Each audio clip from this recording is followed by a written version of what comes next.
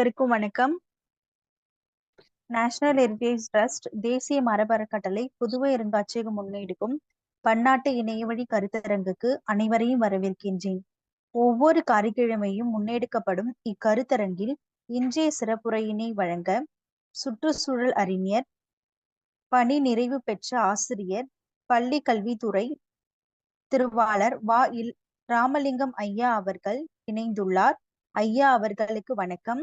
புதுவை அருங்காட்சியகம் மற்றும் புதுவை அருங்காட்சியக ஆராய்ச்சி நூலகத்தின் நிறுவனர் இயக்குனர் அறிவண்ணையா அவர்களை தொடக்க உரையினை வழங்க அழைக்கின்றேன். அனைவருக்கும் வணக்கம். இன்று ஒரு இனிய நாள். இந்த இனிய நாளை நம்மிடையே இணைந்துள்ளவர் மிகச்சிறந்த ஆசிரியரும், இயற்கை குறித்தும் சுற்றுச்சூழல் குறித்தும் மிகச்சிறந்த அறிவு படைத்தவராகவும் அதை பற்றியான அக்கறை கொண்டவராகவும் விளங்கும் ராமலிங்கம் ஐயா அவர்கள் நம்முடன் இணைந்திருக்கிறார். இயல்பாக இந்திய அரசு, உலக நாடுகளினுடைய அரசுகள் ஒவ்வொரு ஆண்டும் ஜூன் மாதம் 5ஆம் நாள் சுற்றுச்சூழல் நாளை கொண்டாடி வருகிறது என்பது விழிப்புணர்வை ஏற்படுத்துவதற்காக கொண்டாடி வருகிறது.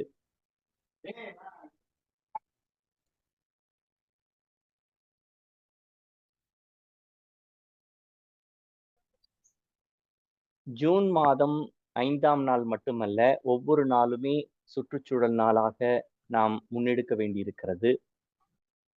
புதுச்சேரியினுடைய அரசு department of science, technology and environment என்று ஒரு அமைப்பை ஏற்படுத்தி அதற்கென்று ஒரு அமைச்சக நிலையில் பல துணைகளையும் அறிவுறுத்தங்களையும் செய்து வருகிறது.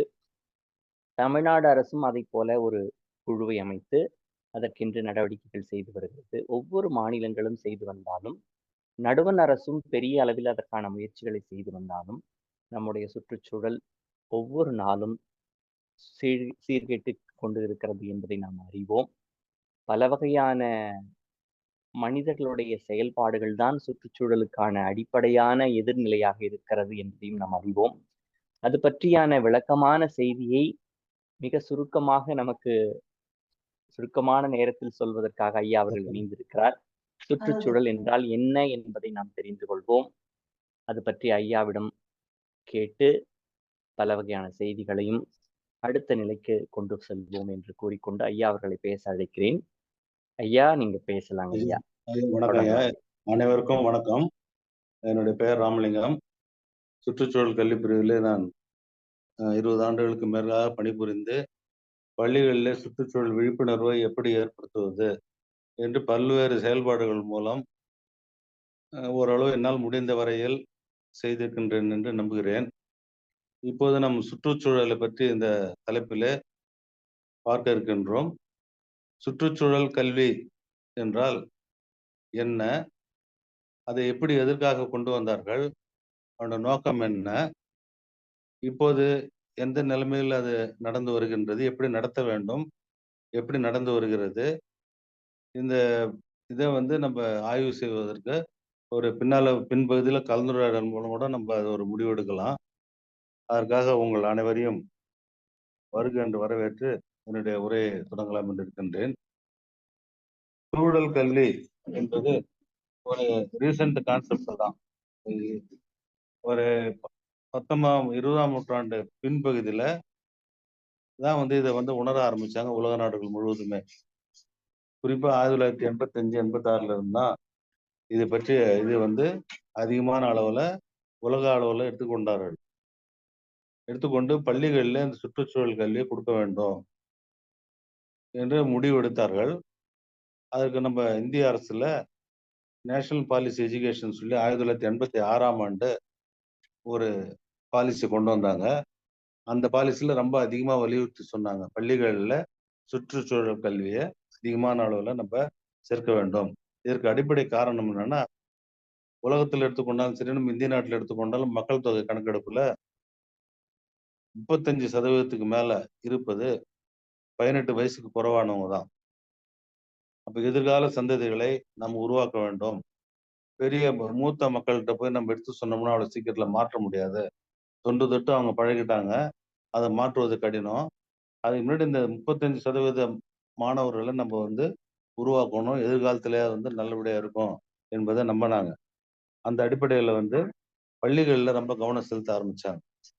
இதை நம்ம எப்படி செய்வது என்று நமக்கு வந்து சொன்னப்ப 2 விதத்துல நம்ம இந்திய அரசு இதை எடுத்துக்கொண்டு போகலாம்.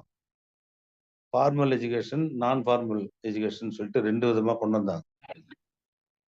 ஃபார்மல் எஜுகேஷன் சொல்றது நம்ம வந்து பள்ளிகள்ல முறையான கல்வி பள்ளிகள்ல, மிடில் ஸ்கூல்ல, ஹை ஸ்கூல்ல, ஹையர் செகண்டரில, கல்லூரியில பாடத்திட்டத்துல கொண்டு வந்து சொல்லிக் கொடுக்கறது ஒண்ணு. முறைசாரா கல்வின்னு சொல்லிட்டு மத்த அதர் சோர்சஸ்ல நியூஸ் பேப்பரு, மீடியா, என்ஜிஓஸ் இவங்களெல்லாம் இன்வால்வ் பண்ணி பப்ளிக்கும் நம்ம கொண்டு போகலான்ட்டு 2 இதை வந்து நமக்கு வழி காமிச்சு விட்டாங்க. அதுல ஃபார்மல் எஜுகேஷன்ல ஸ்கூல்ல நடக்குது. நான் ஃபார்மல்ல என்ஜிஓக்கு போறது என்று சொல்லி என்ஜிஓ அமைப்புகளுக்கும் இதுக்கு ஏஜென்சியை தேர்ந்தெடுத்து கொடுத்தாங்க. இத இந்த மாதிரி கொண்டு போகணுன்றதுல முடிவு பண்ணாங்க. ஆனா நம்ம இந்திய நாட்டை பொறுத்தவரையில நம்ம என்ன சொல்லலாம், நமக்கு வந்து நான் ஃபார்மல் எஜுகேஷன்ல நிறைய வந்து நமக்கு சொல்லி கொடுத்தாங்க ஆரம்ப காலத்துலலாம். வீட்டுங்களிலே நிறைய கற்றுக்கொள்வதற்கு வாய்ப்புகள் நிறைய உண்டு. நம்ம முன்னோர்கள் பார்த்தீங்கன்னா வீட்டுல பழமொழி வழியாவே நமக்கு நிறைய சொல்லி கொடுத்துருக்குறாங்க. சுற்றுச்சூழலை பாதுகாப்பது எப்படின்றது அந்த தலைப்புல சொல்ல போனா கூட தண்ணியை வீணாக்க கூடாது, லைட்டை நிறுத்தணும், பொருட்களை சிக்கனமாக பயன்படுத்த வேண்டும். இந்த மாதிரி வந்து வீட்டுல குடும்பத்துல பிறந்ததுல இருந்தே பையன் வந்து கத்துக்கக்கூடிய வாய்ப்பு வந்து நம்ம இந்திய நாட்டு கலாச்சாரத்தை பண்பாட்டோட நம்ம பண்பாட்டோட ஒட்டி இருந்தது நிறைய. அது வந்து கத்துக்க வாய்ப்பு இருந்தது. அதே சமயத்துல அரசு துறையில் நம்ம இந்திய நாட்டினுடைய இது வரலாற்றை நம்ம பார்க்கும்பொழுது கிமு 3ஆம் நூற்றாண்டுல இருந்து இந்த சுற்றுச்சூழலுக்கு வலியுறுத்தி நிறைய கருத்துக்கள் அசோகர் காலத்துல அசோகருடைய கல்தூண்கள்லாம் கூட 272 இருந்து 232 பிசிலேயே வந்து நிறைய நாடு முழுவதும் கல்தூண்களை நடுத்து அவர் அசோகர் வந்து நிறைய வந்து இந்த உயிரினங்களை பாதுகாக்க வேண்டும், மரங்களை நட வேண்டும் என்று நமக்கு சொல்லி வரலாறு நமக்கு தெரியும். அதே போல நமக்கு சேக்ரட் குருஸ் சொல்ல கோயில் காடுகள்னு சொல்லுவோம். கோயில் காடுகள்ல நிறைய மரங்களை வந்து நம்ம பாதுகாத்தோம். இது இல்லாம நமக்கு இன்னொரு பெரிய வரலாறு என்னன்னா 1730 ராஜஸ்தான்ல ஜோத்பூர்ல ஒரு பிஷ்னாய் இன மக்கள் இருந்தாங்க. அந்த மக்கள் புனிதமாக கருதிய வன்னி மரத்தையும் அந்த விலங்குகளையும் பாதுகாப்பதற்காக ஒரு பெரிய போராட்டமே நடந்தது. வரலாறு இருக்கின்றது. ஏறத்தாழ 360 மக்கள் வந்து கொன்று போட்டுட்டு அந்த ஒரு மரத்தை வெட்டி சொல்லி ஜோத்பூர் மகாராஜா சொன்னப்ப எல்லா மக்களும் ஒன்று திரண்டு அந்த மரத்திட்ட போய் உட்கார்ந்தினாங்க. அந்த அரசர் எல்லாரையும் வெட்டி போட்டுட்டு அந்த மரத்தை வெட்டி வாங்கன்னு சொல்லிட்டு 360 மக்களை கொன்று குவித்த ஒரு வரலாறு நமக்கு 1730 நம்ம இந்திய வரலாற்றில் இருக்குது. ஆக சுற்றுச்சூழலுக்காக போராடுவது என்பது நம்ம உலக நாடுகளிலே நம்ம நம்ம வந்து முன்னோடியா நம்ம இருந்திருக்கிறோம். இது வந்து இந்த வன்னிமரம் அந்த கிருஷ்ணாயின மக்கள் இன்னைக்கும் வந்து அந்த மக்கள் புனிதமா போற்றி பாதுகாக்கிறாங்க அந்த மரத்தை. இப்ப அது இல்லாம வந்து 20ஆம் நூற்றாண்டு கடைசியில பாத்தீங்கன்னா சுந்தர்லால் பகுனா வந்து நம்ம ஒரு இயக்கத்தை இமயமலை சாரல்ல மரங்கள் வெட்டுவதை தடுப்பதற்காக ஒரு இயக்கத்தை உருவாக்குனாரு. அதுக்கு அதே போல அதை பின்பற்றி அப்பிகோன்னு சொல்லிட்டு ஒரு இயக்கம் கர்நாடகாவில் இது பண்ணாங்க. இப்படி நமக்கு வரலாற்றுல பாத்தீங்கன்னா நம்ம நிறைய வரலாறு மக்கள் வந்து அந்த நாள்ல வந்து பின்பற்றி தான் இருக்கிறாங்க.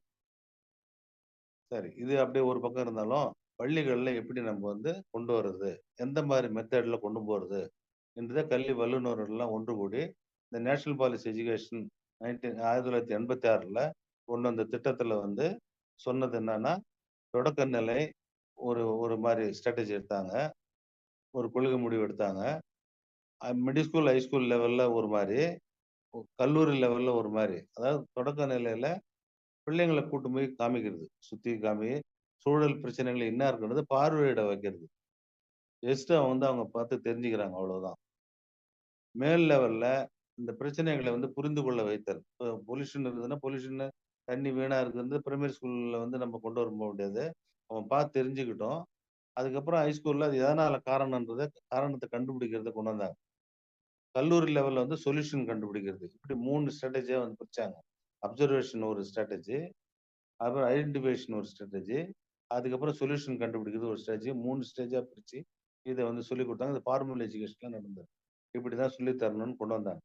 அதன்படி அரசுல என்ன செய்தாங்க, சிஎஸ்எஸ் ஸ்கீம்னு வச்சு நாடு முழுவதும் நிறைய இதுக்காக சுற்றுச்சூழல் கல்விப் பிரிவுன்னு தொடங்குனாங்க. நடுவண் அரசு நமக்கு வந்து குடுத்தாங்க. பணங்கள் குடுத்து, அங்கங்க ஸ்டேட்ல வந்து இதுக்காக தனி ஒரு பிரிவு உருவாக்கி, விழிப்புணர்வு கொண்டு வரணும்னு கொண்டு வந்தாங்க.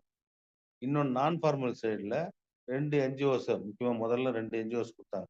Centre for environment education, CPR environment education centre 2 இத குடுத்து, அவங்க வழியா வந்து என்ஜிஓக்கள்ல குடுத்து நிறைய வந்து இது பண்ணாங்க. அதுபோல புதுச்சேரியில புதுச்சேரி இயற்கை கழகம்னு சொல்லி, நம்ம நாட்டுல முன்னோடின்னு கூட நம்ம சொல்லலாம். தங்கப்பையா இருக்கக்குள்ள அவர் ஒரு காலத்துல அத உருவாக்கி, வேலாயுதம் ஐயா இவங்கலாம் சேர்ந்து நிறைய பேரு அரவிந்தன், நம்ம ஊர்ல நிறைய ஆசிரியர்கள் அதுல அதிகமான பங்கு பெற்றிருந்தாங்க. புதுச்சேரி இருக்கக்கூட ரொம்ப முன்னோடியாவே நம்ம இருந்தோம் அதுல. இப்படி வந்து நான் ஃபார்மல் எஜுகேஷன்ல நம்ம பொதுமக்களுக்கு நிறைய விழிப்புணர்வு ஏற்படுத்துனாங்க. பள்ளிகள்ல சுற்றுச்சூழல் கல்வித்துறை வழியா நிறைய கொண்டு வந்தாங்க. மாணவர்களே இது முக்கியமான நோக்கம் என்னன்னா, சூழல்ல நிறைய பிரச்சனைகள நம்ம சந்திக்கிறோம்.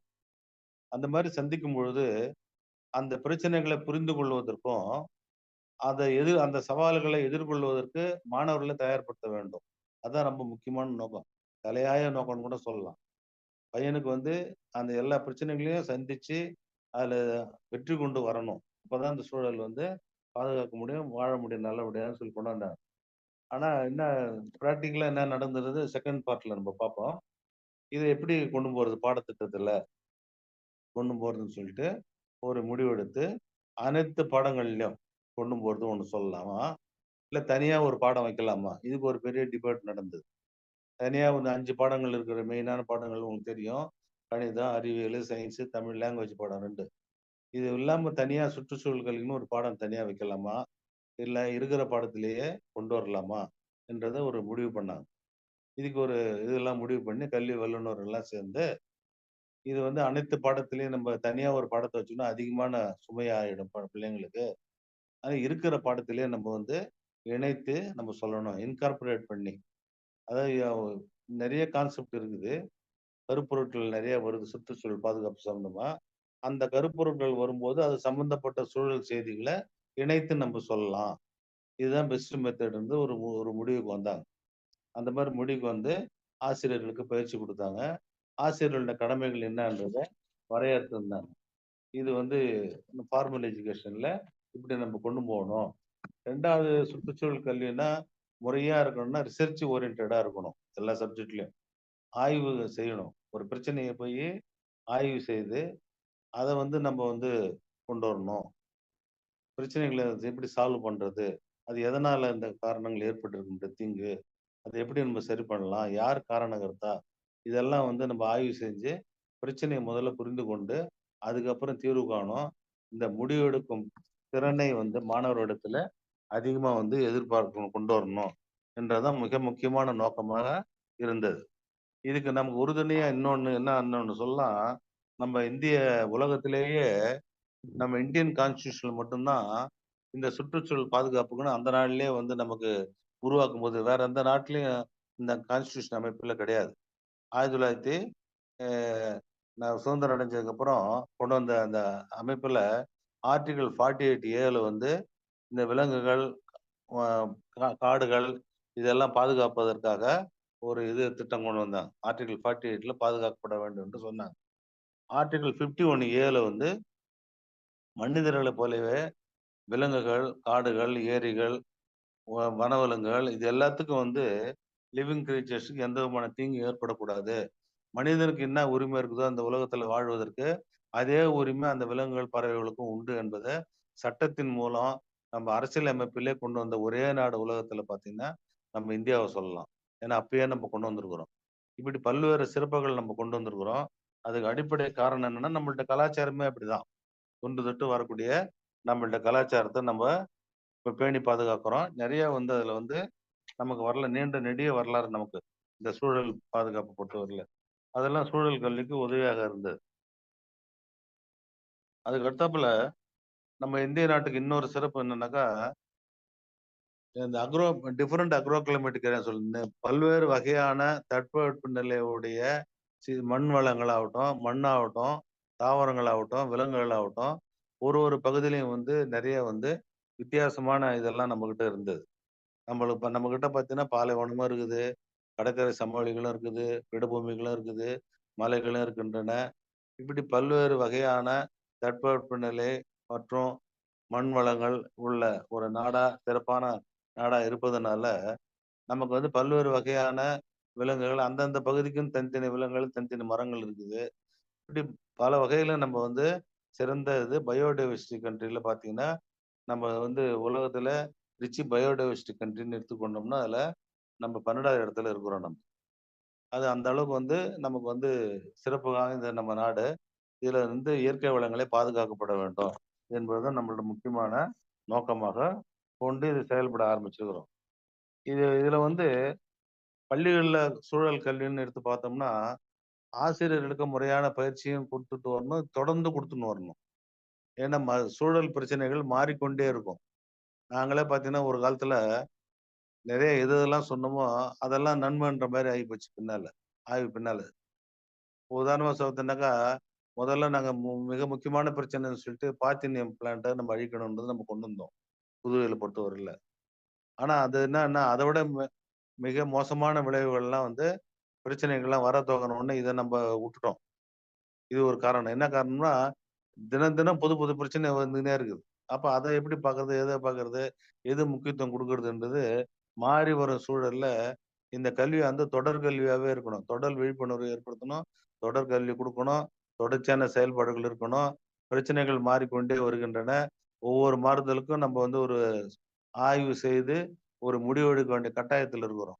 அந்த அளவுக்கு பசங்கள வந்து நம்ம திறன்களை மாணவரிடத்திலே ஏற்படுத்த வேண்டும். வளர்க்க வேண்டும். அதுதான் மிக முக்கியமான நோக்கமாக இருந்திருக்கின்றது. இந்த சூழல் பிரச்சனைகள வந்து நம்ம தெளிவான முறையில நம்ம இப்ப பின்பற்றி வருகிறோம். அதே சமயத்துல ஆசிரியர்கள் கடமை வந்து இதுல ரொம்ப முக்கியத்துவம் வாய்ந்தது. ஆசிரியர்கள் திறமையாக இருந்தால் தான், இது வந்து சூழல் கல்விய ஒழுங்கா குடுக்க முடியும். இது வந்து ஒரு அதிக பர்டனா கூட சொல்லலாம். அதிகமா தயார் பண்ணணும். அதிகமான முறையில தயார் பண்ணணும். ஆசிரியர்கள் வந்து ஓய்வு இல்லாம பார்த்துக் கொண்டே இருக்கணும். நெறைய அப்டேட் பண்ணிக்கினே இருக்கணும் அவங்க. பாடத்திட்டத்தோட வந்து மாணவர்களுக்கு அதிகமான சுமையும் குடுக்காம, அந்த கருப்பொருள் வரும்பொழுது, இத இணைத்து வந்து சொல்லணும். அது வந்து பிராக்டிகலா பார்த்தோம்னா, நடக்குதான்னு சொல்லி பார்த்தோம்னா, அத நம்ம எதிர்பார்த்த அளவுக்கு நடக்கலன்றது தான் கல்வியாளர்களுடைய கருத்து. நான் நெறைய உதாரணங்கள் சொல்றேன் பின்னால. எப்படி நடக்குதுன்றத சொல்றேன். இது வந்து மல்டி டிசிப்ளின் அப்ரோச்ன்னு சொல்லிட்டு, பல வழியிலயும் இப்ப எல்லா பாடத்திலயும் நம்ம கொண்டு போணும் ஒரு கான்செப்ட்ட. அந்த எல்லாம் ஒரு ஒரு ஒரு ஒரு குறிப்பிட்ட ஒரு கான்செப்ட் எடுத்துக்கிட்டோம்னா, ஒவ்வொரு பாடத்திலயும் ஒரு ஒரு விதமான கருத்துக்கள சொல்லலாம். எல்லாமே சுற்றுச்சூழல் சம்பந்தமான கருத்துக்கள இணைத்து சொல்லணும். அதே சமயத்துல அந்த பாட கருப்பொருள விட்டு டிவையேட் ஆயி வெளியிலயும் போயிடக்கூடாது நம்ம. திட்டமா அது சம்பந்தப்பட்டது மட்டும் சொல்லி நிறுத்திக்கணும். அப்பதான் பையனுக்கு வந்து அது பர்டன் இல்லாம இருக்கும். அதிகமா சொல்லி தரேன்னு சொல்லாம இருக்கணும். உதாரணமா சின்ன எக்ஸாம்பிள் ஒரு நாய்ஸ் பொல்யூஷன் ஒரு கான்செப்ட். ஒலி மாசுபாடு. அந்த ஒலி மாசுபாட நம்ம ஜெனரலா சொல்லலாம். பாடத்துல வரும். இது எந்தெந்த பாடத்துல எப்படி கொண்டு போகணுன்றத நம்ம பார்க்கும்போது, வரலாறு புயல்ல சொல்லலாம், அறிவியல்ல சொல்லலாம், ஏன் கணிதத்துல கூட வந்து அத சொல்லலாம். எப்படி சொல்லலாம்னா, வரலாறு புவியியல்ல ஒலி மாசுபாட பத்தி சொல்லும்போது, திருவிழாக்கள்னு ஒரு பாடம் வரும். அந்த பாடத்துல திருவிழாக்கள்ல எப்படி வைக்கிறாங்க? மார்கழி மாசத்துல ரேடியோ போடுறாங்க. அது எப்படி சத்தத்த உருவாக்குது? மாணவர்களுக்கு எவ்வளவு இதாகுது? செவிப்பறையானால என்ன நம்ம காது செவிப்பாடு வந்து ஒலி மாசுபாடு எப்படி ஏற்படுகின்றது? இத பத்திலாம் நம்ம சொல்லலாம். வரலாறு பாடம் நடத்தும்போது. அந்த பாடத்துல மட்டும் தான் அந்த கான்செப்ட்ட சொல்லணும். ரியல் சிச்சுவேஷன கம்பேர் பண்ணி சொல்லணும். அதேபோல அறிவியல் பாடம் வரும்போது, ஒரு காது பத்தி பாடம் பார்ட்ஸ் ஆஃப் த பாடி நடத்தும்போது, காத பத்தி பாடம் வரும்போது, இந்த ஒலி மாசுபாடுனால எப்படி அந்த டெசிபல் அதிகமாச்சுன்னா பாதிக்கப்படுது என்றத நம்ம வந்து சொல்லி தரலாம். இது அந்த அந்த பாடத்திட்டத்தை ஒட்டி தான் இருக்கணும். எந்த பாடத்த நம்ம நடத்துறோமோ, அத ஒட்டி தான் இருக்கணும். அதேபோல கணித பாடம் வரும்போது, இவரு ஆசிரியர் டாட்டாலாம் கலெக்ட் பண்ணி வச்சிருந்தாருன்னா, கிராஃப் பாடத்துல அருமையா கொண்டு வரலாம் அத. பாண்டிச்சேரில ஒவ்வொரு இடத்துலயும் இது அளவு வந்து எவ்வளோ இருக்குதுன்றது டாட்டா கலெக்ட் பண்ணி வச்சுக்கிறாங்க. அறிவியல் தொழில்நுட்பத் துறையில அவங்களோட வெப்சைட்ல போனாலும் பார்த்தாலும் தெரியலாம். பஸ் ஸ்டாண்ட் எப்படி இருக்குது? அந்த இந்த பீச்ல எப்படி இருக்குது? இந்த உள்பகுதியில எப்படி இருக்குது? தொழிற்பேட்டை இடத்துல எப்படி இருக்குது? எவ்வளோ ஒலி அங்கெல்லாம் வந்து எந்த நேரம் வந்துன்னு இருக்குதுன்றத அவங்க அளந்து டாட்டா வச்சிருக்கிறாங்க. அதையே அந்த டாட்டாவை ஆசிரியர் கலெக்ட் பண்ணி வச்சிருந்தாருன்னா, இங்க தான் ஆசிரியர் 2 பணி எக்ஸ்ட்ரா பணி. அவர் அந்த டாட்டாவை கரெக்ட்டா வச்சிருந்தாருன்னா, இந்த கிராஃப் நடத்தும்போது இந்த ஃபிகரையே குடுத்து நடத்தலாம். கிராஃப்ல இந்த இடத்துல இது இருக்குது, இந்த இடத்துல இது, இந்த இடத்துல இது. அப்ப எந்த இடத்துல அதிகமா இருக்குது? என்ன காரணம்? பீச்ல ஏன் அதிகமா இருக்குது? ஏன் தொழிற்சாலை பகுதியில அதிகமா இருக்குது? ஏன் பேருந்து நிலையத்துல அதிகமா இருக்குது? இந்த காரணத்தெல்லாம் டிஸ்கஸ் பண்ணலாம். அவனே கிராஃப் வரையும்போது, அவன அந்த அவன அறியாம கணிதத்த தான் கத்துக்கிறான் அவன். அதே சமயத்துல கணிதத்த கத்துக்கிற மாரி தான் இருக்கணும், தெரியணும். சுற்றுச்சூழல சொல்லி தர மாரி தெரியக்கூடாது இதுல.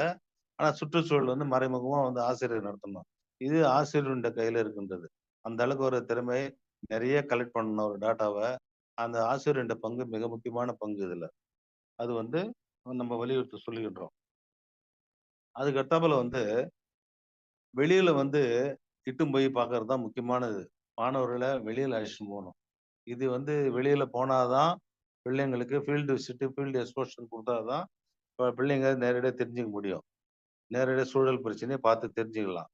நான் ஃபார்மல்ல பார்த்தீங்கன்னா, உங்களுக்கு நெறைய வாய்ப்புகள் இருக்குது. நியூஸ் பேப்பர் இருக்குது. அவ கலந்துரையாடல் மூலம் ரேடியோவுல போடுறாங்க. மத்தபடி பப்ளிக் லைப்ரரியில புக்ஸ் இருக்குது. நெறைய விழாக்கள் கொண்டாடுறோம். பள்ளிக்கூடத்துல சுற்றுச்சூழல் சம்மந்தமான விழாக்கள் ஆண்டு முழுவதும் கொண்டாடுறோம். போட்டிகள் நடத்துறோம்.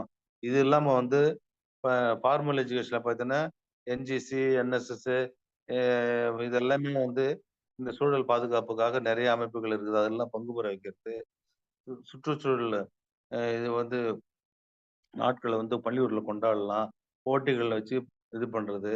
இது வழியா வந்து விழிப்புணர்வு நம்ம நெறைய வந்து குடுக்கலாம். இதெல்லாம் ஆசிரியர்களுக்கு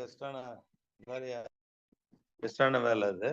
அத வந்து பார்க்காம அவங்க வந்து செய்தா தான் இந்த சூழல் கல்வி நல்ல முறையில வெற்றி பெறும். அடுத்தாப்புல வந்து ஃபீல்டு விசிட்ல நெறைய இடத்த கூட்டு போய் காமிக்க சொல்றாங்க. பிரைமரி ஸ்கூல பொறுத்தவரையில. வாழும் இடங்களை பார்வையிடுதலு, மரங்கள், குகைகள், மலைகள், படங்கள் வரையுது, தட்பவெப்பநிலை பதிவு செய்றது. இந்த தட்பவெப்பநிலை பதிவு செய்றதுக்கு அருமையா வந்து என்ஜிசில கூட நாங்க பயிற்சி குடுத்தோம். குளோப்ன்னு ஒரு புரோகிராமு. அதுல நெறைய எக்விப்மென்ட்லாம் கூட குடுத்திருந்தோம். அப்பப்ப டெய்லி டெம்பரேச்சர பார்த்து போர்டுல போடுறது. அதேபோல மழை பெஞ்சுதுன்னா மழைமானி குடுத்திருந்தோம். அது மழைமானியில எவ்வளோ அது மழை பெய்யுது, இத ரெக்கார்ட் பண்றது. ரெக்கார்ட் பண்ணி அங்க வெப்சைட்ல ஏத்திறது. இதெல்லாம் செய்தோம்னாக்கா உலக நாடுகள் முழுவதும் அது வந்து உபயோகமா இருக்கும். ஒரு ரிசர்ச் பண்றவங்களுக்கெல்லாம் உதவியா இருக்கும். இந்த மாரி கொண்டு வந்தாங்க. விழாக்கள் கொண்டாடுறது. வெளியில ஃபீல்டு விசிட் போகும்போது முக்கியமா மிருக காட்சியகம், அருங்காட்சியகம், கடற்கரை, ஆற்றங்கரை, தீயணைப்பு நிலையம், தொழிற்சாலைகள் போன்ற இடத்துக்குலாம் பிள்ளைங்கள இட்டுன்னு போயிட்டு, அங்க வந்து டிபேட் ஆர்க்யூ பண்ணி அவங்கள்ட்ட என்கொயரி பண்ணி நெறைய தகவல சேகரிக்க சொல்ற பயிற்சிய குடுக்கணும் நம்ப. அப்பதான் வந்து சுற்றுச்சூழல் கல்வி முக்கியமான நோக்கத்த நிறைவேற்ற முடியும். இது ஒரு கற்றல் செயல்முறையாவும் இருக்கின்றது. சவால்களை எதிர்கொள்ள தேவையான திறன்களை நம்ம வந்து கண்டிப்பா வந்து வளர்க்கணும். 2வது பிரச்சனைகள பகுப்பாய்வு செய்து, சிந்தனை, பகுத்தறிவு, சிக்கலை தீர்ப்பதில் இதெல்லாம் வந்து அவங்களுக்கு வந்து பயிற்சி குடுக்கணும். இதெல்லாம் சிறப்பா செயல்படலன்றத பல கல்வியறிஞர்கள் மற்றும் பயிற்சியாளர்கள் ஒப்புக்கொண்டா கூட, இத வந்து தொடர்ந்து செய்யணும். இப்போ அது எல்லாமே எக்ஸாம் ஓரியன்டடாவும் போய்க்கின்னே இருக்குது ஸ்கூல்லாம். இது வந்து மாற்றப்பட வேண்டும். உங்கள்ட்ட கருத்து கூட நீங்க சொல்லலாம் எப்படி செய்யலான்றத. கல்வி வந்து அனைத்து பாடங்கள்லயும் நம்ம கொண்டு வரதுக்கு நம்ம கொண்டு வந்திருக்கிறோம். டிபேட் முக்கியமா செய்யணும். அப்பதான் பிரச்சனைகள வந்து செய்யலாம். தீர்வு காண முடியும். பிள்ளைங்ககிட்ட அடிக்கடி அந்த வகுப்பறையில ஆகட்டும், வெளியில ஆகட்டும், இல்ல நான் ஃபார்மல்ல பொதுமக்கள் ஆகட்டும், அவங்ககிட்ட வந்து நெறைய டிஸ்கஸ் பண்ணணும். நெறைய கூட்டங்கள் நடத்தி, அவங்ககிட்ட இந்த பிரச்சனைகள்லாம் நம்ப பேசலாம். இதெல்லாம் வந்து செஞ்சா தான் இது பண்ண முடியும். இதுல வந்து 2வது இது வந்து சில தவறுதலான புரிதல் வந்து சுற்றுச்சூழல் கல்விய பொறுத்தவரையில இருக்குது. இது வந்து ஒரு அறிவியல் ஆசிரியருக்கு மட்டும் தான்ன்றது கிடையாது. இந்த சுற்றுச்சூழல் கல்விய குடுக்குற பொறுப்பு வந்து அறிவியல் ஆசிரியருக்கு மட்டும்ன்றதுதான்றது நெறைய இதுல தவறுதலான ஒரு கண்ணோட்டத்துல இருக்கு. நாங்க கூட பயிற்சிக்கு ஆசிரியர்கள் அனுப்புங்கன்னு சொன்னோம்னா, ஒரு சயின்ஸ் டீச்சர அனுப்பிச்சு விட்டுருவாங்க. அது வந்து தவறு. எல்லா ஆசிரியர்களும் கணித ஆசிரியர்லருந்து, புவியியல் நடத்துற ஆசிரியர்லருந்து, அறிவியல் நடத்துற ஆசிரியர்லருந்து, வரலாறு புவியியல் நடத்துற ஆசிரியர்லருந்து எல்லாருமே வந்து பொறுப்பு இருக்குன்றது இந்த சுற்றுச்சூழல் கல்விய பொறுத்தவரையில, சூழல் கல்விய பொறுத்தவரையில. இதன் செயல்பாடுகளை ஆய்வு செய்து, நல்ல சொன்ன புரிதல வந்து உருவாக்கணும் மாணவர்களிடத்துல. இத நெறைய வந்து படித்தவர்கள்ட்ட கூட என்விரான்மெண்ட்னா என்விரான்மெண்ட் எஜுகேஷன், அதில் சூழல் கல்வினா இது சயின்ஸ் ஆசிரியருக்கு உள்ளது. மரம் செடி நடுறது மட்டும்தான், வேறு நகத்தை உடலை சுத்தமாக வச்சுக்கிறது இது மட்டும்தான்ற மாதிரி கான்செப்ட் நினச்சிக்கிறாங்க. இதில் நிறைய வந்து சூழல் பிரச்சனைகளை உள்ள போய் பார்க்கும்போது அது வளர்ந்து கொண்டே இருக்கின்றது. சூழல் கல்வி நீண்ட காலமாக நடக்கும் ஒரு சுற்றுச்சூழல் பிரச்சனைக்கு தீர்வு காண்பதற்காக இயற்கையை நம்ம கூர்ந்து நோக்கி நிறைய வந்து நம்ம அதில் கற்றுக்கலாம் இயற்கையை. அதுக்கு வந்து இயற்கை வந்து நமக்கு நிறைய பிரச்சனைகளை சால்வ் பண்றதுக்கு இயற்கை தான் நமக்கு உதவி இருக்கின்றது. அதுக்கு உதாரணமா வந்து நான் சில படக்காட்சிகள் இப்ப காமிப்பேன். அதுல உங்களுக்கு சொல்றேன் நம்ம எப்படி வந்து இயற்கை வந்து நமக்கு உதவியா இருந்திருக்குது என்றதை பார்க்கலாம். பயோ மிமிக்ரின்னு ஒரு புதிய கான்செப்ட் இப்ப அது. முதல்ல உள்ளதுதான் அது. நம்ம அந்த நாள்ல படத்திலே கூட பார்க்கலாம். பறவையை கண்டான், விமானம் படைத்தான் பாட்டெல்லாம் நம்ம பாடி இருந்திருக்கிறோம். அத வந்து அந்த இத வந்து நம்ம வெளியில ஃபீல்ட் விசிட்ல போயி ஆய்வு செய்து வந்து மாணவர்கள வந்து அதில ஈடுபடுத்தணும். அப்பதான் வந்து அவங்க அறிவ வந்து அதிகமான முறையில தெளிவாக்க முடியும். இந்த இயற்கை ஏன் பாதுகாக்கப்பட வேண்டும் என்பதை உணர வைக்கணும் பசங்கள. அதுக்கு முக்கியமான காரணம், இயற்கையை உருவாக்குவதற்கு இந்த இயற்கை தான் நெறைய பிரச்சனைகள நமக்கு சால்வ் பண்ணிருது உலக அளவுல. இன்னைக்கு அது ஒண்ணு ஒரு எக்ஸாம்பிள் நான் குடுக்குறேன். அந்த பயோ மிமிக்ரின்றது இன்னைக்கு லேட்டஸ்ட்டா வந்து கல்லூரிலாம் பாடமா வச்சுட்டாங்க. வெளிநாட்டுல பல்கலைக்கழகங்கள்லாம் கூட வந்துருது அதுல. நம்ம ஊர்ல இன்னும் அந்த கான்செப்ட்ட கொண்டு வரல. இப்பதான் கொஞ்சம் கொஞ்சமா கல்லூரி லெவல்ல ஒரு சாப்டரா இன்ட்ரோடியூஸ் பண்ணியிருக்கிறாங்க. நெக்ஸ்ட் அடுத்த ஸ்லைடு பார்ப்போம். இதுல 2 படத்த நீங்க பார்க்குறீங்க. பட்டர்ஃப்ளை, மோனார்க் பட்டர்ஃப்ளை, வைஸ்ராய் பட்டர்ஃப்ளைன்னு பட்டாம்பூச்சி 2 பட்டாம்பூச்சி இது. நம்ம இயற்கையை கூர்ந்து நோக்கி மனிதர்கள் மட்டும் தான் கத்துக்கிறாங்கன்றது கிடையாது. விலங்குகளும் அதுகளும் ஒண்ணுக்கொண்ணு நெறைய வந்து இயற்கையை கூர்ந்து பார்த்து கத்துக்கொள்வது நல்ல ஒரு பெஸ்ட் எக்ஸாம்பிள் இந்த இது. இந்த மோனார்க் பட்டர்ஃப்ளைன்றது கொஞ்சம் கசப்பு தன்மை உள்ளது அது. இத வந்து பறவைகள் வந்து விலங்குகள் பூச்சி பிடிக்கும்போது, பறவைகள் வந்து பிடிக்கும்பொழுது, இந்த பட்டர்ஃப்ளைய பார்த்தோன்னா பிடிக்காது. ஏன்னா அது கசக்கும்னு சொல்லிட்டு அது பிடிக்கிறதில்ல. ஆனா அந்த வைஸ்ராய் பட்டர்ஃப்ளை இருக்குது இல்லையா? இது வந்து இது நெறைய இரையாயிடுது. அப்ப இது என்ன பண்ணுது, மோனார்க் பட்டர்ஃப்ளையோட ரெக்கை மாரி இந்த ஒளி சேர்க்கை சொல்லுவோம். ஒளியில வந்து அந்த ரெக்கைய மாத்தி இப்படி காமிச்ச உடனே, இந்த மோனார்க் பட்டர்ஃப்ளை தான் சொல்லிட்டு அது போயிடும். இது பிடிக்காது. அப்ப அத பார்த்து இது மிமிக்ரி பண்றதுனால, அத பார்த்து இது பண்றதுனால, இது தப்பிச்சுக்குது. நம்ம மனிதர்கள் மட்டும் தான் உதவுன்றது கிடையாது இயற்கை. அந்த இயற்கையில் உள்ள சிறு உயிரினங்களுக்கு கூட அந்த இன்னொரு இயற்கையே உதவி செய்யுது அது. இது வந்து இது நெக்ஸ்ட்.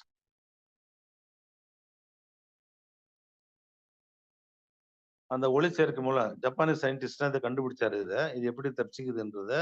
அந்த மோனார்க் பட்டர்ஃப்ளை வந்து போல வந்து இது இது போல இது வெளிச்சத்தில காமிச்ச உடனே, அந்த ரிஃப்ளெக்ட் ஆயி, அது கண்ணுக்கு வந்து போது மோனார்க் பட்டர்ஃப்ளை போது இது கசக்கும், இது பிடிக்க வேணாம்னு சொல்லிட்டு, இந்த வைசிராப்பில தப்பிச்சு போயிடும். இது வந்து இயற்கையே வந்து நமக்கு இன்னொரு இயற்கையே இயற்கையில் உள்ள பொருட்கள் ஒன்றோடு ஒன்று கற்றுக்கொண்டு தப்பித்துக் கொள்கின்றது, உதவியா இருக்கின்றது. நெக்ஸ்ட். இதுதான் நெக்ஸ்ட். அடுத்து சுவிஸ் இன்ஜினியர் ஜார்ஜ் மெஸ்டர்ன்னு சொல்லிட்டு ஒருத்தரு, அவரோட நாய வந்து வாக்கிங் இட்டுன்னு போனாரு சாயங்காலம். அவர் இட்டுன்னு போறப்ப, அந்த நாய் உருவின்னு நம்ம ஊர்லாம் சொல்லுவோம். செடி நம்ம நடந்து போனா கூட நம்ம பேண்ட்லலாம் ஒட்டிக்கும். இதெல்லாம் ஒட்டிக்கும். அந்த உடம்புல நாயனோட உடம்புல அந்த இது நெறைய ஒட்டிக்கிச்சு.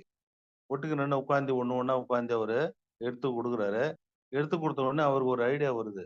ஏன் நம்ம வந்து இந்த மாரி வந்து இதுக்கு வந்து இத இந்த இந்த இந்த டெக்னாலஜிய நம்ம வந்து நம்ம எதுல இம்ப்ளிமெண்ட் பண்ணலாம்ன்னு சொல்லிட்டு பார்த்துட்டு, இந்த ஷூலலாம் ஒட்டுறோம். அந்த வாட்ச் ஸ்டாப்லாம் கூட ஒட்டுறோம். பக்கத்துல ஷூல படத்துல பாருங்க. மேல அந்த ஒட்டுறது ஈர்த்து ஒட்டுனா 2 பக்கமும் அந்த இது இருக்கும். அதுக்கு வந்து வெல்க்ரோன்னு சொல்லுவோம். வெல்க்ரோ ஸ்ட்ராப்ன்னு. அந்த ஸ்ட்ராப்ப கண்டுபிடிச்சது, இவரு நாயை கூட்டின்னு போனதுனால, அதுல 41ல இயற்கைய பார்த்து, இயற்கையில அது எப்படி செயல்படுதுன்றத பார்த்து, அதுக்கப்புறம் வந்து அத கண்டுபிடிச்சு, இப்ப அந்த வெல்க்ரோ வந்தது. நெக்ஸ்ட். பாருங்க இந்த மாரி முள்ளு ஒட்டிக்கும். இத வந்து இந்த டெக்னாலஜிய இதுல நான் பயன்படுத்தக்கூடாதுன்னு சொல்லி கண்டுபிடிச்சாங்க. அப்ப நமக்கு நெறைய இந்த பிரச்சனைகள் சொல்லி இன்னைக்கு ரொம்ப சுலபமா இருக்குது. இன்னைக்கு ஷூ எல்லாம் பார்த்தீங்கன்னா, லேஸ் போட்டு கட்டிக்கின்னு பசங்க போறதுக்கு கஷ்டப்படுறாங்க. இப்ப அழகா ஈர்த்து போட்டு அப்படி ஒட்டின்னு போயிடுறாங்க. அப்ப நமக்கு வந்து சில பிரச்சனைகளை சவால்களை சமாளிப்பதற்கு நம்ம இயற்கை வந்து உதவி செய்துன்றது இது ஒரு உதாரணம். நெக்ஸ்ட். அடுத்து நீங்க படத்துல பார்க்கறது வந்து செல் புத்து. இந்த செல் புத்து ஒரு ரொம்ப இன்ட்ரஸ்டிங்கான ஒரு இது அது. அது வந்து பொறுமையா கட்டியிருந்தா கூட, உள்ள நீங்க பார்த்தீங்கன்னா, அத ஆய்வு செய்து பார்க்கும்போது, ஃபர்ஸ்ட் கிளாஸ் ஒரு ஏர் கண்டிஷனான ஒரு இது. அதுக்கு வந்து வெப்பநிலை, தட்பவெப்பநிலைய கண்ட்ரோல் பண்ற மாரி, உள்ள பார்த்தீங்கன்னா, பெரிய தொழிற்சாலையே நடக்குதுன்னு சொல்லலாம். ஒரு ஈரப்பதம் எப்பயுமே ஈரப்பதம் அடியில இருந்துகின்னே இருக்கும். அந்த ஈரப்பதம் இருப்பதனால, அது வந்து நமக்கு வந்து காற்றோட்டம், அதேபோல இந்த சைடுல பார்த்தீங்கன்னா, நெறைய சந்துகள்லாம் காற்று துவாரங்கள் இருக்குது. அப்ப காற்றுகள் நெறைய உள்ள போயி, எந்த நேரமும் ஒரே தட்பவெப்பநிலை இப்ப ஏசி நம்ம எதுக்காக பயன்படுத்துறோம்? ஒரே சமநிலையில வெப்பநிலை இருக்கணும். அத கண்ட்ரோல் பண்றது தான் ஏசியினுடைய வேலை. அந்த ஏசியினுடைய வேலைய செய்யற மாரி தான் அது அந்த புத்து கட்டி இருக்கின்றது. அத கூர்ந்து நோக்கி, அந்த மாடல் தான் பக்கத்துல உள்ள படத்துல ஒரு பில்டிங் இருக்குது பாருங்க. அந்த பில்டிங் அந்த மாடல்ல கட்டுனாங்க. அந்த மாடல்ல கட்டுனதுக்கப்புறம் காற்றோட்ட வசதி, வெளிச்சம் எல்லாம் போன வெப்பம் வெளியில போறதுக்கு மாரி கட்டுன உடனே, மின்சார செலவு அந்த கட்டடத்துக்கு ரொம்ப அதிகமான அளவுல மிச்சமாச்சு. அப்ப அதுக்கு ரொம்ப உதவியா இருந்தது இந்த புற்று இது. அதுல உள்ள வந்து இந்த காற்று போகக்கூடிய துவாரங்கள் இதெல்லாம் இருக்கிறதுனால, அந்த வெப்பநிலைய குறைச்சு ஒரே டெம்பரேச்சர்ல அந்த கட்டடத்த வந்து வச்சிருக்கிறதுக்கு உதவியாக இருந்தது. கண்டுபிடிச்சாங்க. நெக்ஸ்ட். அந்த பில்டிங் பக்கத்துல இந்த காற்று புத்து இருக்கு. புத்துலேருந்து கீழ இருந்து இந்த வெளிச்சம் வந்து மேல வந்து அந்த ஹீட்லாம் ஜெனரேட் ஆகுற ஹீட் எல்லாம் மேல இது வழியா போயிடும். அதேபோல அந்த கட்டடத்திலயும் வந்து அத கொண்டு வந்தாங்க. நெக்ஸ்ட்.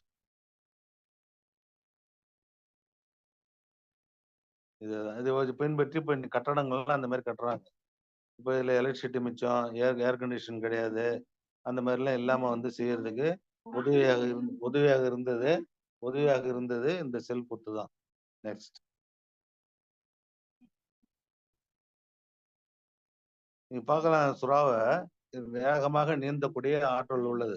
வேகமாக நீந்தக்கூடிய ஆற்றல் உள்ளது. இத வந்து பார்த்தாங்க. எப்படி இது மட்டும் வேகமா இருந்தது? அதுக்கு எந்த விதத்துல அது உதவியா இருக்குது? என்றத வந்து கண்டுபிடிச்சு, அத தோல் பார்த்தப்ப நெக்ஸ்ட் அடுத்த படத்த கொஞ்சம். அதனுடைய தோல்ல பார்த்தீங்கன்னா, இந்த மாரி சின்ன சின்ன சின்ன செதிலா இருக்கும்.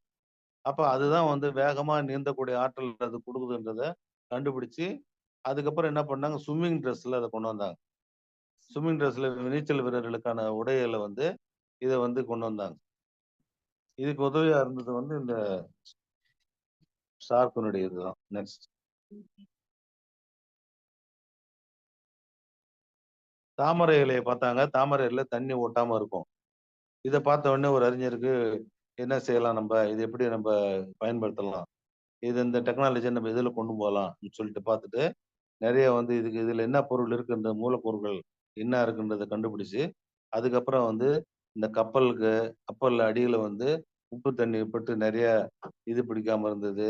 கிளாஸ்ல தண்ணி ஒட்டாம இருக்கிறதுக்கு, இதெல்லாம் வந்து கொண்டு வந்தது இந்த தாமரை இலைய பார்த்து நெறைய மாற்றங்கள் கொண்டு வந்தாங்க.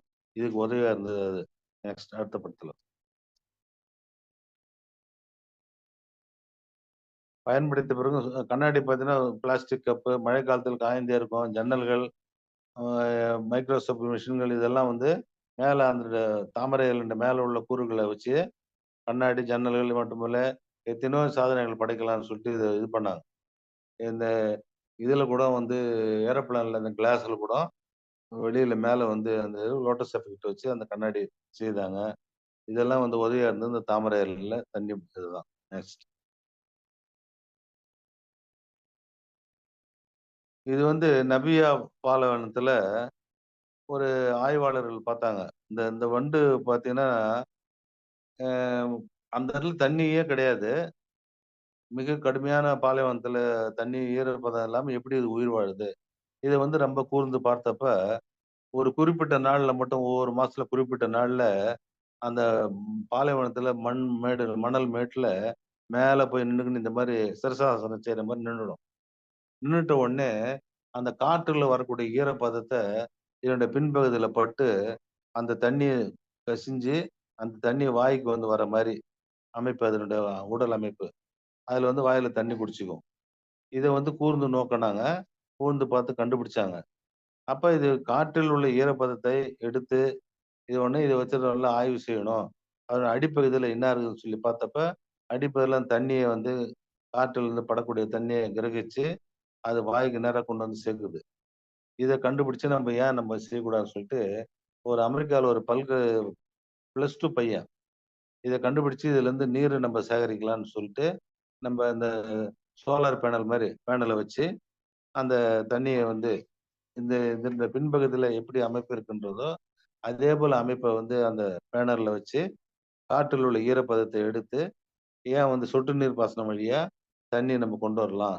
இதே நீ பாலைவனத்தில பசுஞ்சொல்லியா அத மாத்திக்கின்னு வராங்க. இது வந்து ரொம்ப உதவியா இருந்தது இந்த வண்டு தான். நெக்ஸ்ட்.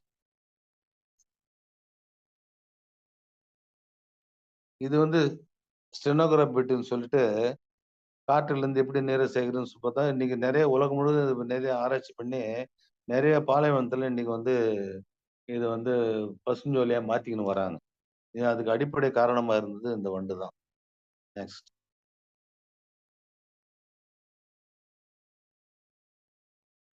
அடுத்து இந்த ஜப்பான்ல புல்லட் ட்ரெயின் விட்டாங்க. முதல்ல புல்லட் ட்ரெயின் விட்டப்ப, இந்த என்ஜின் அமைப்பு இந்த மாரி இருந்தது. அது போகும்போது மேல வந்து ரொம்ப வைப்ரேஷன் ரொம்ப அதிகமா இருந்தது. சவுண்ட் அதிகமா இருந்தது. இது சுரங்கப்பாதையில விட்டாங்க. உள்ளார பூமிக்குள்ளாரயே போற மாரி புல்லட் ட்ரெயின். புல்லட் ட்ரெயின் விட்டப்ப ரொம்ப ஸ்பீடா போது. வேகம் வந்து போக, போக வேகம் குறைஞ்சு போகுது.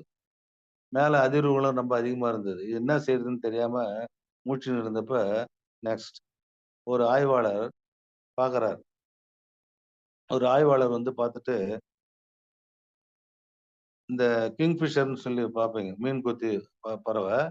அது வேகமா வந்து நீர்ல இறங்கி, சத்தம் போடாத கீழ அடியில போய் மீன போய் கொத்தி எடுத்து வந்துரும். எந்த விதமான வைப்ரேஷன் இல்லாம, அதனுடைய அலகு அந்த மாரி அமைப்பு இருந்தது. அந்த அலகு அமைப்பு தான் அதுக்கு உதவியா இருந்ததுன்றத கண்டுபிடிச்சாரு. அது தண்ணீல கீழ போய் மீன அழகா போய் கொத்திக்கின்னு மேல வந்துரும்.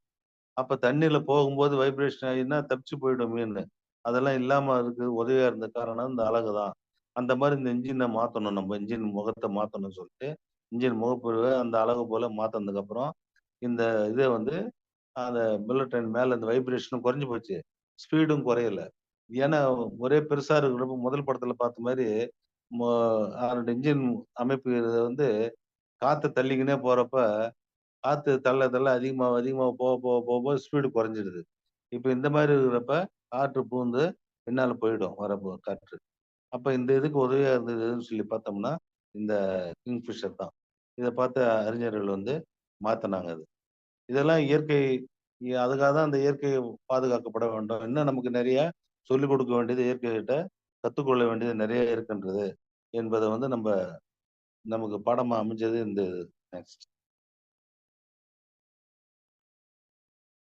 நெக்ஸ்ட்.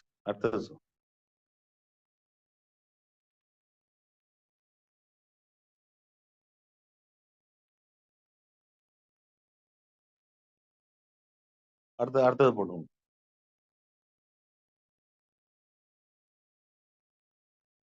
இது வந்து நம்ப சாணி வண்டுன்னு சொல்லுவோம். இந்த பசங்கள்ட்ட இதெல்லாம் நம்ம அருமையா அத வந்து சொல்லணும் பிள்ளைங்ககிட்ட. இந்த சாணி வண்டுனால நமக்கு எவ்வளவு நன்மை இருக்குன்றது. இத வந்து அருவருப்பா பார்ப்பாங்க. அப்ப பிள்ளைங்ககிட்ட சொல்லும்போது, அத பார்த்தால அது எவ்வளவு நமக்கு சூழலுக்கு உதவியாக இருக்கின்றது. இதெல்லாம் உருட்டி கொண்டு போய் பூமியில வந்து புதைச்சு வைக்குது. அது பிரெக்னன்சியா இருக்கக்குள்ள நெறைய வந்து அது உணவுக்காக கொண்டு போய் சேர்க்கிறது தான் அந்த வண்டினுடைய வேலை. இந்த ஆண் வண்டு தள்ளியும் போவும். பின்னால பெண் வண்டு ஃபில் பண்ணுது பாருங்க. இது தள்ளி கொண்டு போய் பூமிக்கு அடியில அது கருவுறும்போது போய் தங்கிடும் அது. அது ஒரு 3 மாதம், 4 மாதம் அந்த கருவுற்று அது குட்டி போட்டு வெளிய வர வரைக்கும், முட்டையிட்டு வெளிய வர வரைக்கும் அந்த வண்டு வந்து பூமிக்கு அடியில வந்து இந்த உணவுக்காக சேர்த்து வைக்கும் அது. அது கொஞ்சம் தான் உணவு செலவாகும். மீதி வந்து பூமிக்கு அடியில இருப்பதனால, அது நல்ல வளமான எருவாக அது மாற்றப்படுகின்றது. நம்ம சூழலுக்கு எப்படி உதவியா இருக்குதுன்றத பையன்கிட்ட அத சொல்லணும். நார்மலா அந்த வண்ட பார்த்த உடனே, அத என்ன இதா சொல்லணும்னாக்கா, சாணி வண்டுன்னு, பீ வண்டுன்னு சொல்லுவாங்க பசங்க பள்ளிக்கூடத்துலலாம். அத ஒரு அருவருப்பா பார்ப்பாங்க. அத அருவருப்பா பார்க்கக்கூடாதுன்றத நம்ப எடுத்ததெல்லாம் சூழல்ல வந்து போகும்போது நம்ம சொல்லிக் குடுக்கலாம். Next, next. அடுத்தது போடுங்க. அதுல பம்பார்டர் பீட்டல்ன்னு சொல்லிட்டு, இதுலருந்து வெப்பன கண்டுபிடிச்சாங்க நெறையா. இதுக்குள்ளார பார்த்தீங்கன்னா, நெக்ஸ்ட் அடுத்தது போடுங்க. இதுக்குள்ளார 2 பை இருக்கும். அதுல வந்து 2 விதமான கெமிக்கல்ஸ் வந்து சுரக்கும் அதுல. நெக்ஸ்ட் ஸ்லைட்ல இதுல டிஃபென்ஸுக்கு வந்து மெக்கானிசம் நெறைய டிஃபென்ஸ்ல வந்து உதவியா இருந்தது. பொருள் இது இருந்ததுக்கு. அத கொஞ்சம் திருப்புங்க. திருப்புமா கொஞ்சம். அடுத்த ஸ்லைட் போடுங்க.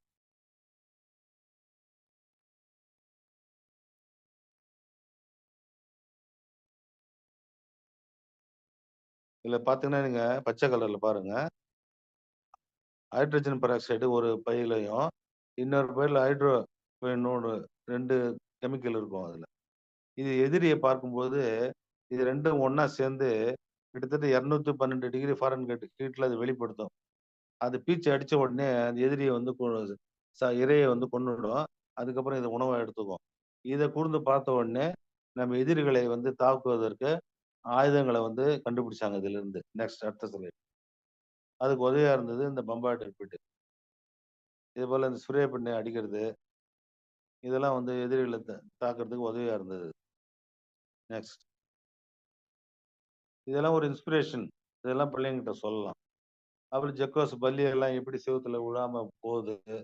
இத பார்த்து கூர்ந்து பார்த்து தான் வந்து, இன்னைக்கு நம்ம படத்துலலாம் கூட பார்க்கலாம். அந்த ஸ்பைடர் மேன்லாம் அந்த ட்ரெஸ் மாரி போட்டுன்னு போறது.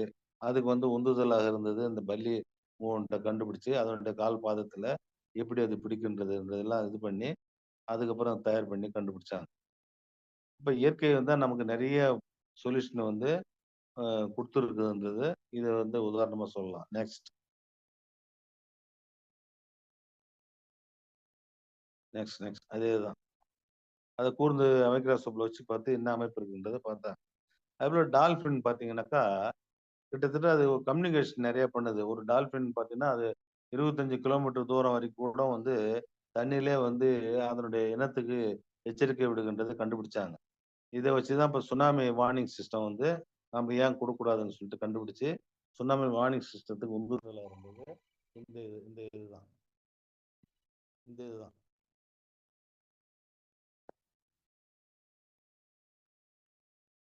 அதுக்கப்புறம் வந்து வௌவால் வௌவால் வந்து எப்படி வேகமா பறக்குது இருட்டுல.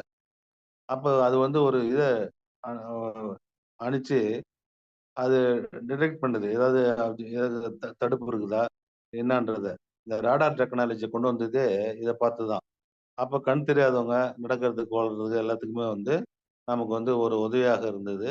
இந்த இது ஸ்டிக்கர்லாம் தயார் பண்ணி, அ இது இந்த வௌவால வச்சு தான் வந்து அது எப்படி ஒலி அனுப்பிச்சு அது ரிஃப்ளெக்ட் ஆகுறத வச்சு, எவ்வளவு தூரத்தில எதற்கு தடுப்பு இருக்குதுன்றத வந்து வேகமா பறக்கும் அது. அப்ப ஏதாவது தடுப்பு இருந்ததுன்னா, சீக்கிரம் உடனே ரிஃப்ளெக்ட் ஆகி வந்ததுன்னா, அப்ப வேற திசையில போக ஆரம்பிச்சுரும்.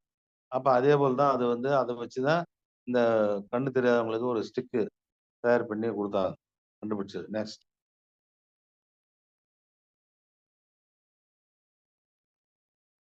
2வது நெறைய மாடல்கள் வந்து இயற்கையில் உள்ள பொருட்கள பார்த்து செய்ய ஆரம்பிச்சாங்க. இந்த பாக்ஸ் ஃபிஷ்ஷ பார்த்து கார்லாம் தயார் பண்ணாங்க. நெக்ஸ்ட். கட்டிடங்கள் நெறைய கட்டுறாங்க. நெறைய க டெக்னாலஜி வந்துருது. அதேபோல இந்த பறவைகள் போறத பார்த்துட்டு, வேகமாக பறவை எப்படி போகுதுன்றத விமானங்கள வந்து ஜெட் விமானம்லாம் இன்னைக்கு பார்த்து தான் கண்டுபிடிச்சாங்க. ஜெட் விமானங்கள்லாம் வேகமா போறதுக்கு, இது எப்படி பறக்குதுன்றத அதே மாடல்ல வச்சோம்னா, போலான்னு சொல்லிட்டு இந்த வலசை வரும் பறவைகள பார்த்து அந்த ஜெட் விமானத்த தயார் பண்ணாங்க. நெக்ஸ்ட்.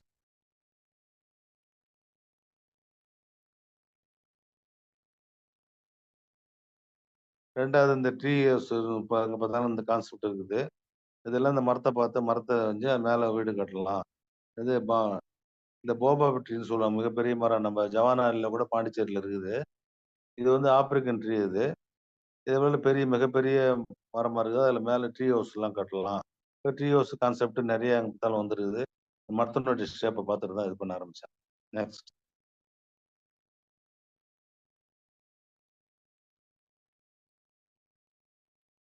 இதெல்லாம் மாடல் கன்ஸ்ட்ரக்ஷன்ல நெறைய இயற்கையில் உள்ள பொருட்கள பார்த்து நெறைய கட்டுறாங்கன்றதுக்கு ஒரு எக்ஸாம்பிள் இதெல்லாம். நெக்ஸ்ட்.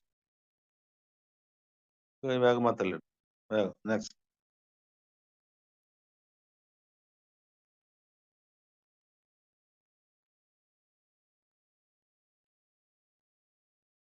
அதேபோல வந்து விமானத்தெல்லாம் கண்டுபிடிச்சுட்டாங்க. நேரடியா போய் இறங்குறதுக்கு கண்டுபிடிச்சு இந்த தும்பிய பார்த்து தான் தும்பி பார்த்தீங்கன்னா ஸ்ட்ரெயிட்டா மேல ஏறி கீழ இறங்கும் அப்படியே. இத பார்த்து தான் வந்து இந்த ஹெலிகாப்டர இதனுடைய டெக்னாலஜி தான் இம்ப்ளிமெண்ட் பண்ணி இதுக்கு ஒரு இன்ஸ்பிரேஷனா இந்த இது இருந்து தும்பி. நெக்ஸ்ட். அதுக்கப்புறம் இந்த மின்மினி பூச்சிய பார்த்துட்டு லைட் பல்ப் எல்லாம் இது பண்ணாங்க. நெக்ஸ்ட்.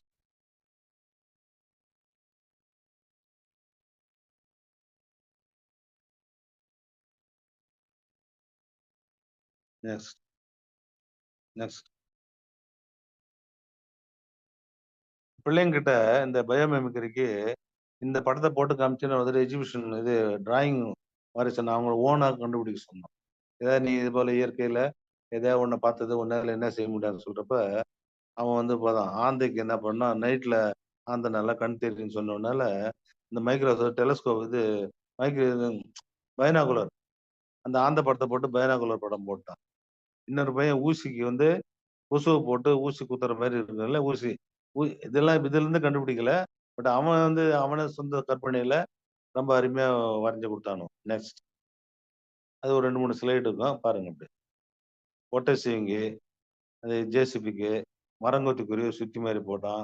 ஸ்டார் ஃபிஷ்ஷ பார்த்துட்டு, அந்த டெலிஃபோன் ஒயர்லாம் இருக்குதுல்ல, இந்த சார்ஜருக்கு ஒரு சார்ஜர். அது இதுக்கு இதான் கண்டுபிடிச்சாங்க. அவனே சொல்றான், பையனே சொல்றான். அந்த அளவுக்கு வந்து அவனுக்கு ஒரு ஐடியாவ கிரியேட் பண்ணி விடும். நெக்ஸ்ட்.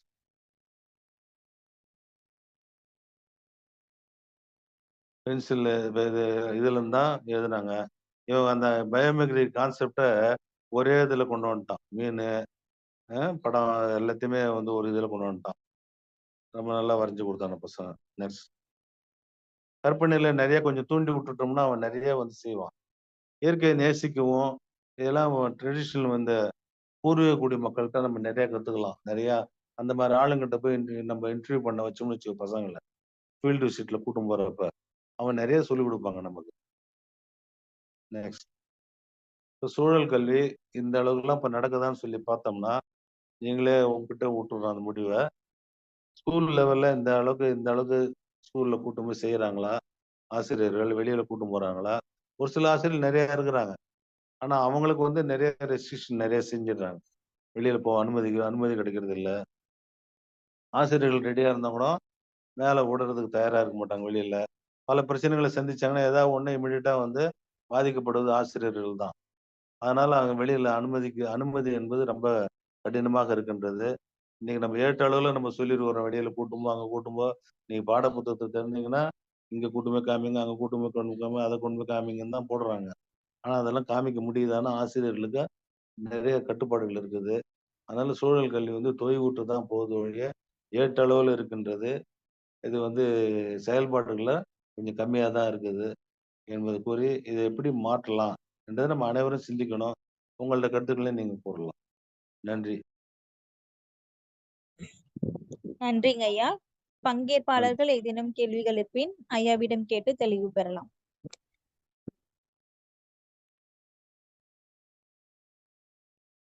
ஏன் நீங்க சுற்றுச்சூழல் கல்வியை நம்ம செயல்பாடு நல்லா இன்னும் சிறப்பா செய்யறதுக்கு உங்க ஆலோசனை கூட சொல்லலாம்.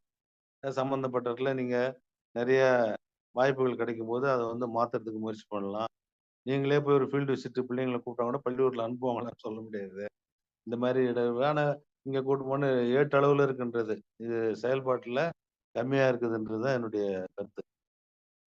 ஐயா வணக்கம் ஐயா. வணக்கம். சொல்லுங்க. உரை உரை வந்து மிக சிறப்பா இருந்ததுங்க ஐயா. இப்ப இயல்பான சரி. நடைமுறையில மக்களுக்கு அனைவருக்கும் போய் சேர்ற மாதிரி ரொம்ப சிறப்பான உரையா இருந்ததுங்க ஐயா. மிக சரிங்க. பயனானது. இது யூடியூப்ல போகும்பொழுது பலர் வந்து இந்த செய்திகள் ரொம்ப வியப்புக்குரிய செய்திகளா இருக்குங்க. ஒண்ணுங்கய்யா, இப்போ சூழல் கல்வின்றத புதுச்சேரி அரசு பள்ளி மாணவர்கள்ட்ட கொண்டு போற செய்தியை வந்து அழகா சொன்னீங்கய்யா.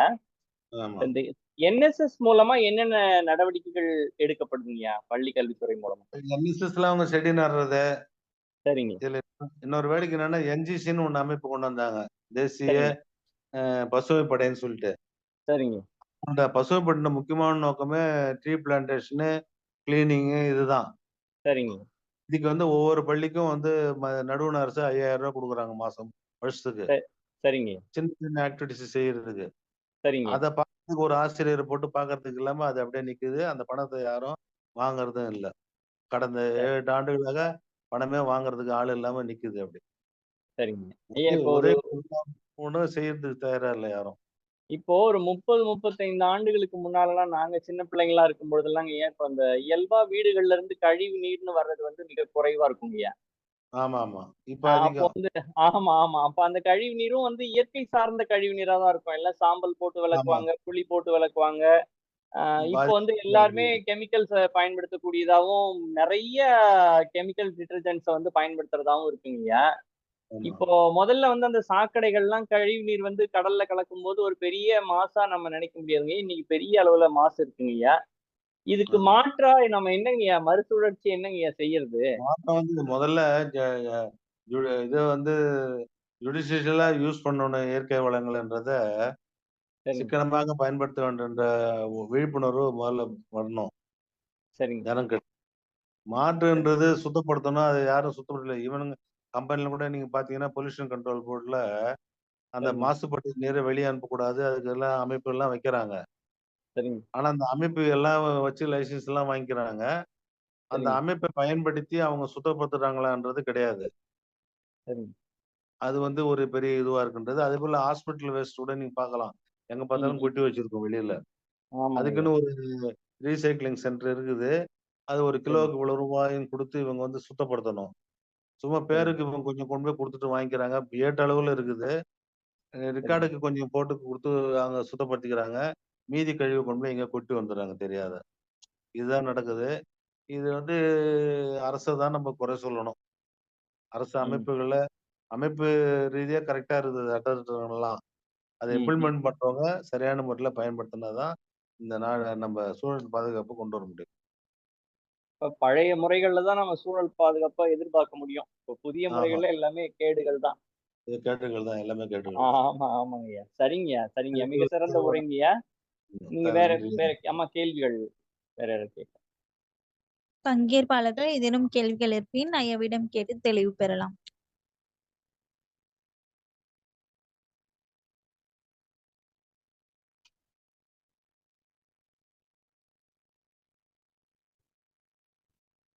ஐயா இது உரை சிறப்பா இருந்ததுங்கய்யா. இப்ப இன்னைக்கு காலையில கூட இந்த நெகிழி பயன்பாடு பத்தி வானொலியில இவங்க உமாகண்ணன் அம்மா ஒரு செய்திய முன் வச்சாங்கய்யா. இவங்க பல்கலைக்கழகத்தினுடைய உதவி பேராசிரியர வச்சு. ஆ, ஆ இப்ப சாமி. இந்த சொல்லுங்க. நெகிழி நெகிழி பயன்பாட்டினுடைய நிலை என்னவா எப்படி இருக்குங்கய்யா? நீங்க இருந்த காலங்கள்ல எப்படி இருந்ததுங்கய்யா? இப்ப எப்படிங்கய்யா இருக்குங்க? அப்ப கிடையவே கிடையாதுங்க. அப்ப பேப்பர் தான் அப்ப.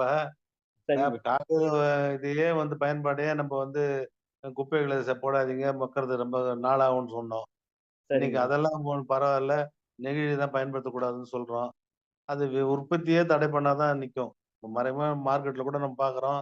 அந்த 50 மைக்ராம் வந்து இப்ப 100 கிராம் மைக்ராமா மாத்திடுறாங்கன்னு நெனைக்கிறேன். 50 சரிங்க. மைக்ராமுக்கு கீழ வந்து இருக்கக்கூடாதுன்னு சொல்றாங்க. ஆனா சரிங்க. சர்வசாதாரணமா ஹோட்டல்லாம் இன்னைக்கு கட்டி குடுத்துட்டு தான் இருக்கிறாங்க. ம். ம். இவங்களும் பிடிக்கிறாங்க தான். ஓரளவு தான் பிடிக்கிறாங்க. அவ்வளவுதான். ம். சரிங்கய்யா. இது ஒரு தொடக்க உரையா வச்சுக்கோங்கய்யா. இப்ப சுற்றுச்சூழல்னா என்னன்றத நீங்க விளக்கப்படுத்திட்டீங்க. ம். இதுக்குள்ள நாம சில பகுதிகளா பிரித்துக் கொண்டோம். தனித்தனியா அடுத்தடுத்து தனித்தனியா ஆமா, ஆமா. போலாம். இது நல்லதுங்கய்யா, ஒரு நல்லதுங்கய்யா. பாசிட்டிவ் இருக்கு.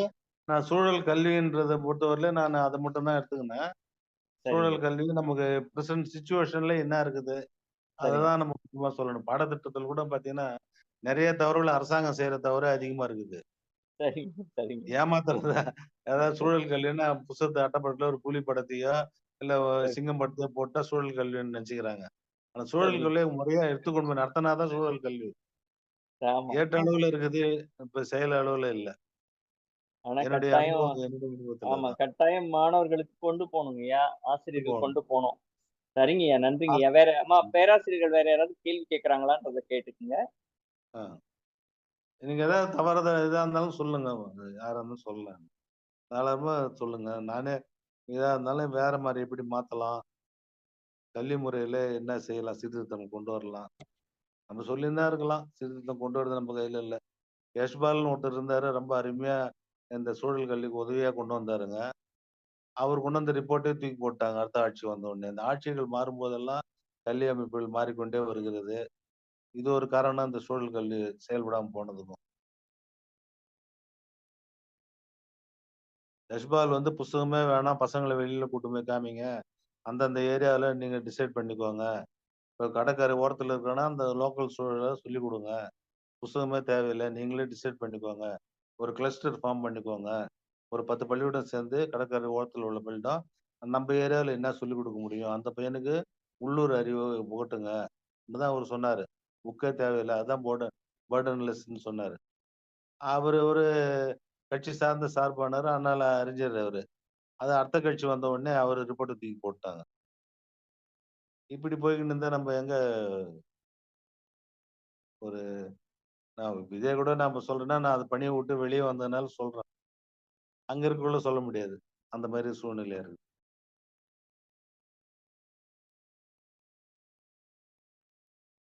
நல்லதுங்க ஐயா. நம்ம நிறைவு பகுதிக்கு போயிடலாங்க ஐயா. போயிடலாம். நன்றி உரையினை வழங்க புதுவை அருங்காட்சியக படம பிரிவின் பொறுப்பாளர் செல்வி சங்கீதா சௌரிநாதன் அவர்களை அழைக்கின்றேன். தேசிய மரபு அறக்கட்டளையின் புதுவை அருங்காட்சியகம் ஒவ்வொரு காரிக்கிழமை அன்று முன்னெடுக்கும் தொன்மை பேசுவோம் என்ற பன்னாட்டு இணைய வழி கருத்தரங்கத்தில் இவ்வாரம் 107வது நிகழ்வில் சிறந்த தலைப்பாக சூழல் கல்வி ஓர் பார்வை அமைந்திருக்கிறது. இதனை குறித்த பல அரிய செய்திகளை விளக்கப்படத்தின் மூலம் விளக்கி கூறிய மேனாள் பள்ளி கல்வித்துறை சுற்றுச்சூழல் அறிஞர் திருவாளர் ராமலிங்கம் ஐயா அவர்களுக்கு எமது நிறுவனம் சார்பில் நன்றியினை தெரிவித்துக் கொள்கின்றேன். நன்றி, வணக்கம். நன்றி. மீண்டும் அடுத்த காரிக்கிழமை வேறு ஒரு இணையவழி கருத்தரங்கில் அனைவரும் இணைவோம். நன்றி, வணக்கம்.